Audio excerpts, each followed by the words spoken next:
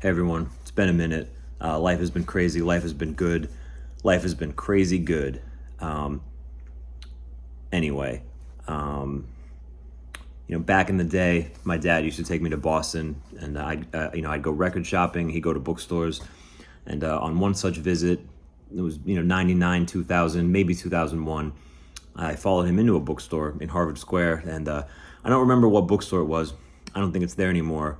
But they had like a little vinyl section, and I was flipping through it. They had some punk records, and I came across what would end up becoming my single favorite hardcore EP of all time, and that is pardon the glare, the Lost EP by New Jersey hardcore band Encounter.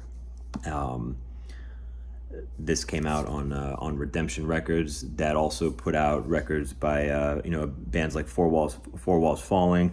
But I was really struck by the cover in the '90s, especially. This was a pretty popular trope, kind of like the dead tree in water.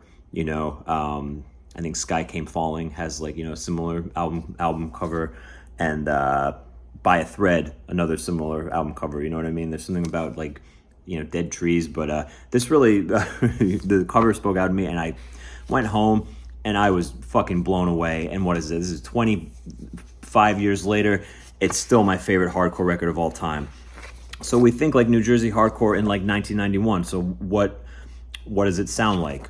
Well, I think it's really reflective of the transitional moment in East Coast hardcore in like the early 90s, where you had like hardcore that had kind of one foot in like the late 80s straight edge sound, bands like Judge, and then another foot in bands that were starting to maybe be a little more melodic. So a really good another example of a band that did that was like Turning Point. You know what I mean? So Turning Point started out very much like Youth of Today Worship, and then by the time they did the It's Always Darkest LP, they'd kind of injected a little bit of melodicism. Not quite really at the level of melodic hardcore, I would say, but and so Encounter is very much along those lines. I would say Encounter is a little more of like the kind of early 90s East Coast mosh, for want of a better term. But there are, moments of like, a little bit of, melodicness, a little bit of melody. And, there is the fourth song on this, the song Lost, has like, clean guitar. But other songs, have like, metallic riffing and like dive bombs and things like that. And I just think this is absolutely a perfect hardcore record. Produced by Don Fury. So another example of like, if you're kind of thinking like, what does this sound like? It's very much in that sort of Don Fury tradition.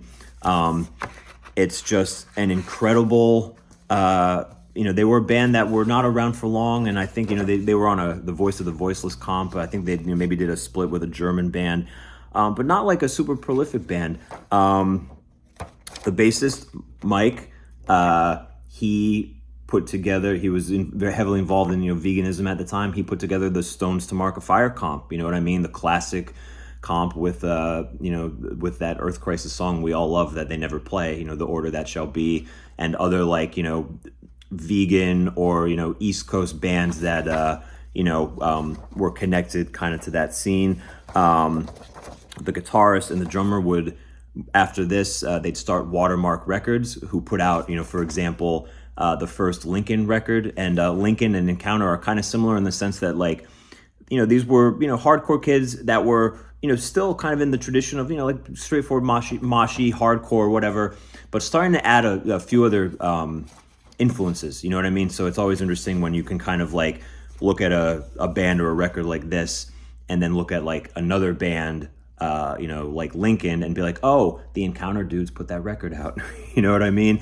But I think that this is just a perfect hardcore record. Like the moment I got home and went to my basement and put this on, I didn't really know what to expect, and I was blown away.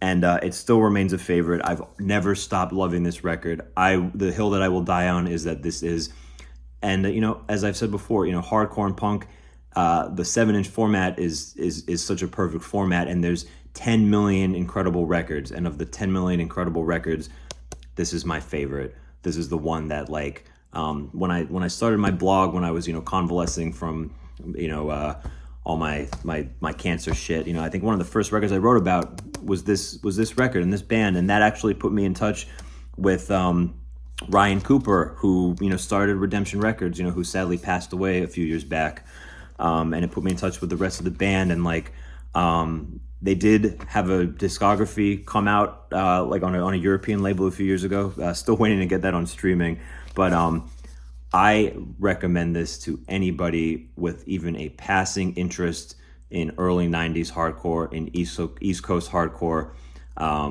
It's a record that I think maybe goes under the radar, but in my, humble opinion, is up there. Certainly, it's one of the best hardcore records.